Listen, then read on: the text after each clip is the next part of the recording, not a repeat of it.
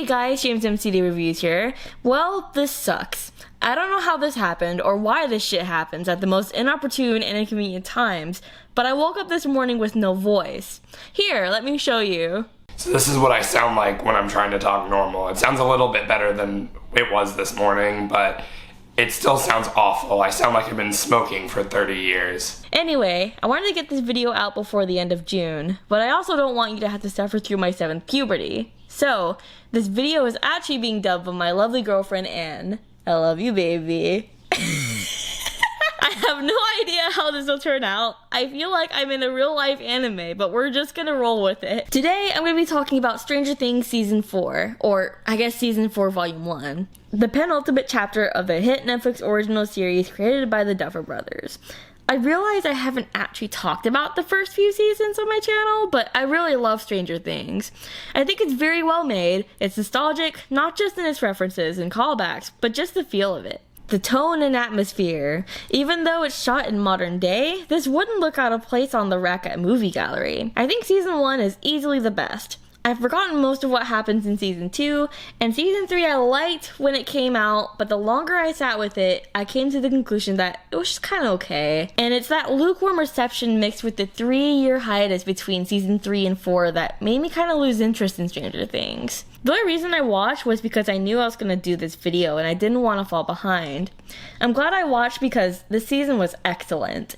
Not perfect and not as good as the first, but this season brought the show back to its roots and expanded upon the elements that worked so well at the beginning. The season is very dense and a lot happens in it, but the two main storylines are Mike goes to spend his spring break in California with Will and Elle, who are having trouble fitting in at their new school. After an incident occurs, Elle is apprehended by the government guys from Season 1 who claim they can get her powers back. So, she returns to the institution where she uncovers some dark secrets about her past and the past of other patients. Meanwhile, Team Hawkins is trying to prove their friend's innocence after a string of teen murders arise that look to be from something from the Upside Down. Like I said, Season 4 has a lot going on in it, and normally that would be cause for concern. It feels like with every season the thing has been, add more characters and storylines. But amazingly, even though the previous 2 seasons weren't great, they still managed to balance everything out well enough, and here's no exception. There isn't a single storyline that I feel gets underdeveloped or feels forced. I do think there's a couple that you could cut out. The Hopper-Russia storyline seems like it's just there to give Hopper an excuse to still be alive and to give Joy something to do. You could cut it out and probably miss nothing, but it being in there isn't exactly a hindrance either. It's still well executed, I just don't think you need it in the grand scheme of things. But the two main storylines are handled so well. The mystery surrounding the murders and Vecna's curse is really compelling, mixed with Eleven trying to figure her powers out while trying to uncover the evil in this lab. When those two stories come together at the end, it is thoroughly satisfying and gets me all the more excited for the second half. What I also love is that the show is genuinely scary again. The previous 2 seasons had some creepy elements, but it was mainly just the same threat, but either bigger or multiples of them.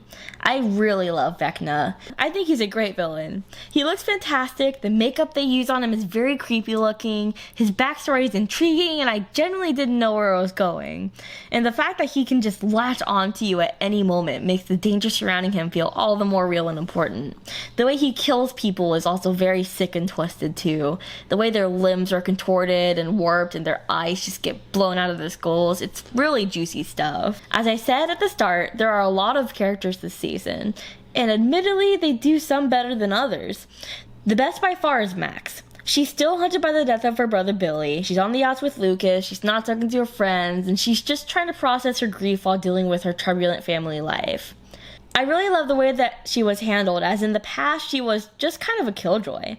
But now she has legit reasons for why she's acting the way she is. She's been through a lot, and when you throw in this curse, it makes sense why she would just give up on everything. The running up that hill sequence was fucking intense. I knew they weren't going to kill her because she's a main character, but for a second, they do a really good job making you think she's a goner. Dustin and Steve are still a great comedic duo. It's really nice to see Elle get more development. Even though you could cut him out and miss nothing, Hopper's connection with the Russian guard is really cool, and watching him lament over their failures is kind of touching. Robin and Nancy is the team up I didn't want, but I'm glad I got. Although Robin's spastic energy jumps back and forth between charming and annoying. Will honestly deserves better. This is the third time in a row where they've just kind of forgot about him as the season progresses. There are only 3 characters I genuinely hate this season.